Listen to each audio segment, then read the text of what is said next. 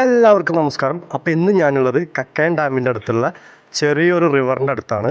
ഞങ്ങളൊരു ഫോട്ടോഷൂട്ടിന് വേണ്ടി വന്നതാണ് കേട്ടോ. അടിപൊളി സ്ഥലം എന്ന് പറഞ്ഞാൽ അടിപൊളി സ്ഥലമാണ്. ഫോട്ടോഷൂട്ടൊക്കെ ചെയ്യാൻ പറ്റും, നല്ല കിടിലൻ സ്ഥലം തന്നെയായിരുന്നു അത്.